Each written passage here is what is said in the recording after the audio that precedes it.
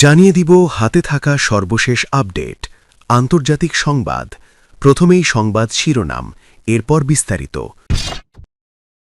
উদ্বেগ কমাতে মজুদ তেল ব্যবহারে ঝুঁকছে জাপান, আরও জানিয়ে দিব।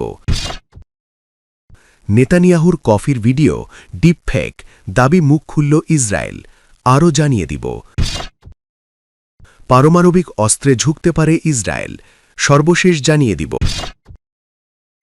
হরমুজ প্রণালীতে কেন যুদ্ধজাহাজ পাঠাচ্ছে না চীন। এতক্ষণ শুনছিলেন সংবাদের শিরোনাম, এরপর বিস্তারিত। তার আগে আমাদের ভিডিওটা যদি ভালো লেগে থাকে তাহলে লাইক, কমেন্ট, শেয়ার করে দেবেন, আর আপনি জানিয়ে দেবেন আপনি কোথা থেকে দেখছেন বা শুনছে। উদ্বেগ কমাতে মজুদ তেল ব্যবহারে ঝুঁকছে জাপান। ইরান ইসরায়েল যুদ্ধের জেরে হরমুজ প্রণালী কার্যত বন্ধ হয়ে যাওয়ায় সৃষ্ট বিশ্বব্যাপী জ্বালানি সংকট মোকাবিলায় নিজেদের জরুরি মজুদ থেকে তেল ছাড়তে শুরু করেছে জাপান। সোমবার ১৬ই মার্চ দেশটির সরকারি গেজেটে এই সিদ্ধান্তের কথা আনুষ্ঠানিকভাবে জানানো হয়। খবর আল জাজিরার। দেশটির প্রধানমন্ত্রী সানায়ে তাকাইচি গত সপ্তাহে ঘোষণা করেছিলেন নিরাপত্তা ও সরবরাহ সংক্রান্ত উদ্বেগের কারণে তারা একপক্ষীয়ভাবে স্টকপাইল থেকে ৮ কোটি ব্যারেল তেল ছেড়ে দেবে। এ সময় আন্তর্জাতিক জ্বালানি সংস্থা ইন্টারন্যাশনাল এনার্জি এজেন্সিও ঘোষণা করেছে তারা বাজারে শিথিলতা আনতে রেকর্ড ৪০০ কোটি ব্যারেল তেলের ছাড় সমন্বয় করবে। তবে তেলের দাম গত সপ্তাহে বারবার প্রতি ব্যারেল $১০০ ওঠানামা করেছে, কারণ বাজারের মনে হচ্ছে হরমুজ প্রণালীতে দীর্ঘমেয়াদী ব্যাহত অবস্থা চলতে পারে। বিশ্লেষকরা বলছেন প্রণালীর মাধ্যমে যা প্রায় ১/৫ বৈশ্বিক তেল সরবরাহ করে তা কার্যত বন্ধ থাকায় দাম আরও বাড়তে পারে। জাপান সোমবার জানিয়েছে মার্কিন প্রেসিডেন্ট ডোনাল্ড ট্রাম্প অন্যান্য দেশকে প্রণালী খুলে দেওয়ার আহ্বান জানালেও তারা নৌবাহিনী মোতায়েনের কোনো পরিকল্পনা রাখছে না। এদিকে বিশ্ববাজারে মূল ব্রেন্ট ক্রুডের দাম রবিবার প্রায় ৩% বেড়েছে এবং সোমবার সামান্য কমেছে। সোমবার সকাল ৫টা ৪৫ GMTতে প্রতি ব্যারেল ব্রেন্ট ক্রুডের দাম দাঁড়ায় $১০৪.৮৫, যা ২৮ ফেব্রুয়ারি যুদ্ধ শুরু হবার পর থেকে ৪০% বেশি বৃদ্ধি পেয়েছে। জাপান বিশ্বের অন্যতম বৃহৎ তেল আমদানিকারক দেশ। দেশটির মোট জ্বালানির প্রায় ৮০%ই বিদেশ থেকে আসে।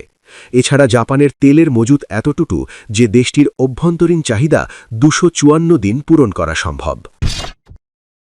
নেতানিয়াহুর কফির ভিডিও ডিপফেক, দাবি মুখ খুলল ইসরায়েল। বেনিয়ামিন নেতানিয়াহুর কফি শপের ভিডিও নিয়ে যে বিতর্ক উঠেছে তা সম্পূর্ণ মিথ্যা বলে জানিয়েছে ইসরায়েল। ইসরায়েলি প্রধানমন্ত্রীর দফতর পরিষ্কার জানিয়েছে ভিডিওটি আসল এবং প্রধানমন্ত্রী সম্পূর্ণ সুস্থ আছেন।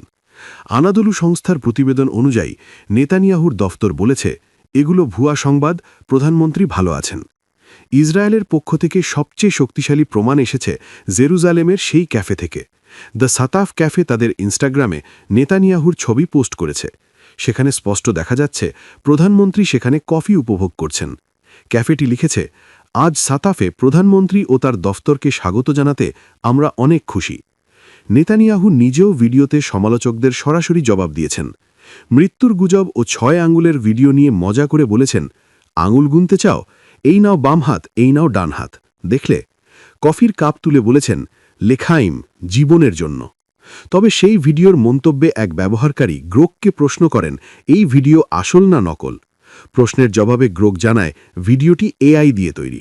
গ্রোক লিখে, এটি এআই নির্মিত, এটি বেনিয়ামিন নেতানিয়াহুর একটি ডিপফেক।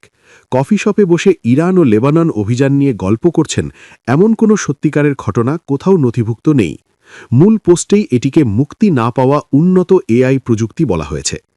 আরেক ব্যবহারকারীর প্রশ্নে গ্রোক আবারও জানাল, হ্যাঁ, ১০০% নিশ্চিত এটি উন্নত এআই ডিপফেক। সরকারি ক্যাফেতে বসে গোপন অভিযানের কথা বলছেন এমন কোনো ঘটনা বাস্তবে হয়নি বা কোথাও রিপোর্টও হয়নি। তবে এরপরই ইসরায়েল তাদের অবস্থান স্পষ্ট করে, জানায় ভিডিওটি সত্যিকারের। নেতানিয়াহু জেরুজালেম পাহাড়ের ওই ক্যাফেতে গিয়েছিলেন এবং সামাজিক মাধ্যমে ছড়ানো সব গুজব ভিত্তিহীন। পারমাণবিক অস্ত্রে ঝুঁকতে পারে ইসরায়েল। ইসরায়েল ও যুক্তরাষ্ট্রের আগ্রাসন আর ইরানের পাল্টায় উত্তপ্ত হয়ে উঠেছে মধ্যপ্রাচ্য। দখলদার ইসরায়েল পড়েছে সবচেয়ে ভারী হামলার মুখে। বিশ্লেষকদের মতে যুদ্ধ আরও দীর্ঘ হলে পারমাণবিক অস্ত্রে ঝুঁকতে পারে ইসরায়েল।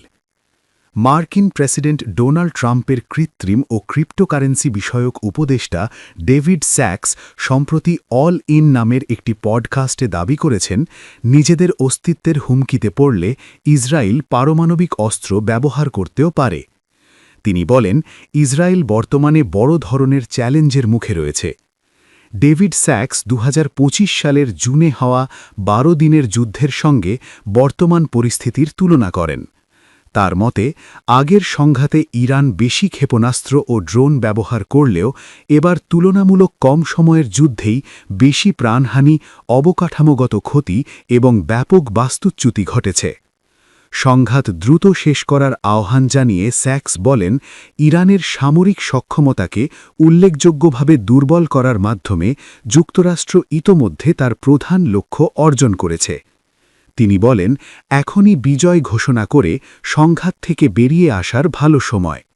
তার মতে, যুদ্ধবিরতি বা তেহরানের সঙ্গে আলোচনার মাধ্যমে উত্তেজনা কমানো জরুরি। স্যাক্স সতর্ক করে বলেন, যুদ্ধ দীর্ঘ হলে টানা হামলার ফলে ইসরায়েলের আকাশ প্রতিরক্ষা ব্যবস্থা একসময় দুর্বল হয়ে পড়তে পারে, যা দেশটির নিরাপত্তার জন্য বড় ঝুঁকি তৈরি করবে। এদিকে ইসরায়েলি গণমাধ্যম জানিয়েছে, তেল আবিব কয়েক সপ্তাহের মধ্যেই ইরানের বিরুদ্ধে সামরিক অভিযান শেষ করার দিকে এগোচ্ছে। ইসরায়েলের সেনাপ্রধান ইয়াল জামিরের বক্তব্য উদ্ধৃত করে ইসরায়েল হাইয়ম জানিয়েছে, এপ্রিলের শুরুতে ইহুদি উৎসব ওভারের সময়ের মধ্যে অভিযান শেষ করার সম্ভাবনা রয়েছে। ইসরায়েলি কর্মকর্তারাও স্বীকার করেছেন, সংঘাত শুরুর আগে যে ধারণা করা হয়েছিল তার তুলনায় এখন ইরানের ক্ষমতাসীন ব্যবস্থাকে উৎখাত করার সম্ভাবনা অনেক কম। হরমুজ প্রণালীতে কেন যুদ্ধজাহাজ পাঠাচ্ছে না চীন? মার্কিন প্রেসিডেন্ট ডোনাল্ড ট্রাম্পের আহ্বানের পর হরমুজ প্রণালীতে চীনের যুদ্ধজাহাজ পাঠানোর সম্ভাবনা নিয়ে কূটনৈতিক মহলে ব্যাপক আলোচনা চলছে।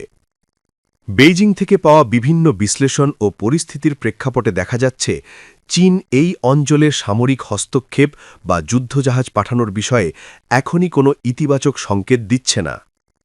এর পেছনে প্রধানত ৩টি কৌশলগত কারণ কাজ করছে বলে মনে করা হচ্ছে। প্রথমত, চীনের প্রেসিডেন্ট শি জিনপিং অতীতে কখনোই মার্কিন চাপের মুখে নতি স্বীকার করার নজির দেখাননি। গত বছরের শুল্ক নিয়ে বিরোধের সময় যখন ট্রাম্প ১০০%রও বেশি শুল্ক আরোপের হুমকি দিয়েছিলেন, তখন বেইজিং সেই হুমকিকে উপেক্ষা করে পরিস্থিতিকে আরও বাড়তে দিয়েছিল। ফলে ট্রাম্পের বর্তমান প্রচ্ছন্ন হুমকির মুখে চীন তাদের সামরিক নীতি পরিবর্তন করবে এমন সম্ভাবনা খুবই কম। দ্বিতীয় কারণটি হল, চলমান যুদ্ধের শুরু থেকেই চীন যুক্তরাষ্ট্র ও ইসরায়েলের সামরিক পদক্ষেপের কড়া সমালোচনা করে আসছে। চীনা পররাষ্ট্রমন্ত্রী ওয়াং ই বারবার সংঘাত নিরসনে আলোচনা ও কূটনীতির ওপর জোর দিয়েছেন এবং স্পষ্ট জানিয়েছেন যে শক্তি প্রয়োগ কোনো সমাধান নয়। এমন পরিস্থিতিতে হরমুজ প্রণালীতে যুদ্ধজাহাজ পাঠিয়ে সামরিক তৎপরতায় অংশ নেওয়া বেইজিংয়ের বর্তমান অবস্থানের সম্পূর্ণ পরিপন্থী হবে।